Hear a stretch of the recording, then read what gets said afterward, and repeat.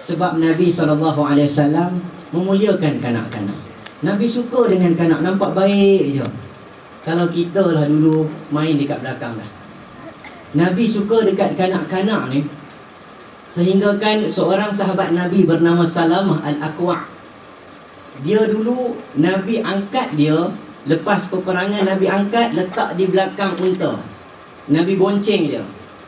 Macam mak rempit tu kan, bonceng bawah. Tapi bukan I like mak rempit, dia angkat, letak belakang. Setelah turun daripada unta, Nabi usap muka kanak-kanak, usap muka Salamah Al-Aqwa'. Depan sahabat semua yang tua-tua, yang berusia, Nabi usap, Nabi tunjuk. Sahabat semua cemburu dengan dia.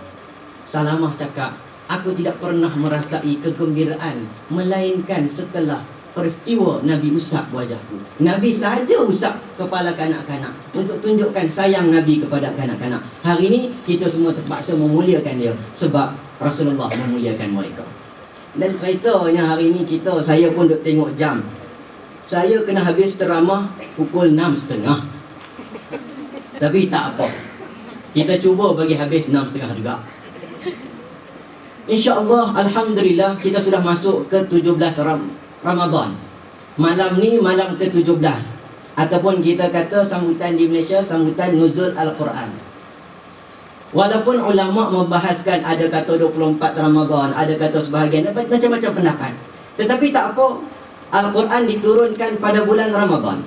Syahrul Ramadan alladhi unzila fihi al-Quran hudan linnas wa bayyinatin minal huda wal furqan. Bulan Ramadan itu diturunkan padanya Al-Quran. Al-Quran itu apa dia? Hudan linnas. Hudan linnas itu bermaksud petunjuk, ataupun kita kata cahaya bagi umat. Kita nak refer kepada Al-Quran. Dan hari ini kita ada wakil-wakil daripada Simplicity. Ni orang-orang bisnes ni. Bisnes juga rujuk kepada Al-Quran. Erat silaturahim juga rujuk pada Al-Quran. Bila kata nama bisnes, mesti ada networking. Saya tak berapa pandai lah Datuk, tapi bolehlah sikit-sikit. Bila ada networking, namanya silaturahim. Nampak cantik. Dan kita akan huraikan Al-Quran yang diturunkan pada malam Nuzul Al-Quran. Mula-mula diturunkan, dia tak turun sekali gedebuk. Tahu ada gedebuk? Ni ceramah orang Penang. Dia tak turun sekali gedebuk, tetapi dia turun singgah di Baitul Izzah. Singgah di Baitul Izzah, kemudian dia turun beransur-ansur selama 22 tahun, 2 bulan, 22 hari. Ataupun kita buat kesimpulan, selama 23 tahun. 10 tahun di 10 tahun di Mekah, 10 tahun di Madinah, 13 tahun di Mekah. Itu sejarah-sejarah mana Al-Quran diturunkan. Bila Al-Quran diturunkan pada kita, kita mengambilnya sebagai iktibar. Maka Al-Quran itu ada terjemahan-terjemahan tertentu untuk ditafsirkan dalam hidup kita. Pada kali ini kita tengok bagaimana Nabi Muhammad SAW dia menterjemahkan hidup dia, sama ada dari sudut bisnes dia, dari sudut kerja dia, dari sudut hidup dia, terjemahkan menurut Al-Quran. Nabi Muhammad SAW terkenal kalau kita sebut bab bisnes ni. Sebab saya tengok orang Simplicity ni, tengok orang warga bisnes ni, cantik buat bisnes. Nabi Muhammad adalah orang yang dipercayai sebelum ia menjadi Rasul.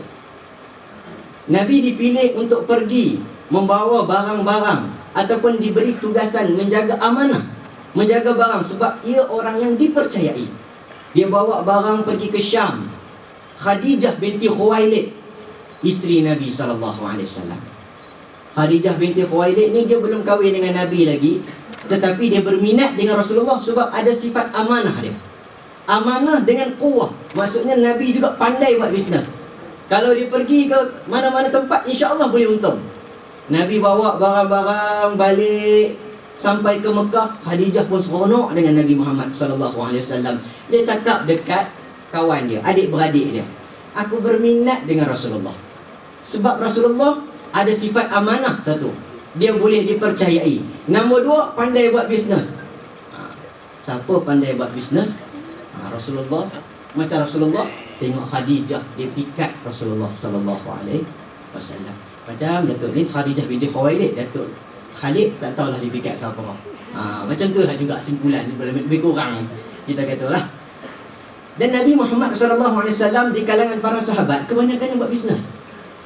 Abdul Rahman bin Auf, orang yang cukup pandai buat bisnes. Pada zaman Abdul Rahman bin Auf ni, dia salah seorang yang dijamin masuk syurga. Orang yang kaya raya, sangat hebat Abdul Rahman bin Auf. Antaranya, dia buat marketing dia, dia meniaga unta. Dia meniaga unta tanpa ambil untung. Jual modal je. Balik modal okey. Orang tanya ni bisnes datang apa ni? Kan? Kalau orang kita tu dia kata ni bisnes Nabi. Jangan kita salah maksud kan, bila tak untung tu bisnes Nabi. Orang tak untung semua bagi kat Nabi kita. Nabi pun dia ada teknik dia. Abdul Rahman bin Auf dia jual walaupun balik modal, rupa-rupanya bila tanya kepada dia, Abdul Rahman bin Auf, engkau jual unta tak ada tak ada untung. Balik modal tu apa keuntungan yang kau dapat? Aku tak jual unta, tetapi aku jual tali pengikat unta. Dia buat warna-warni. Aku jual dengan harga yang boleh aku ambil keuntungan daripada tali unta.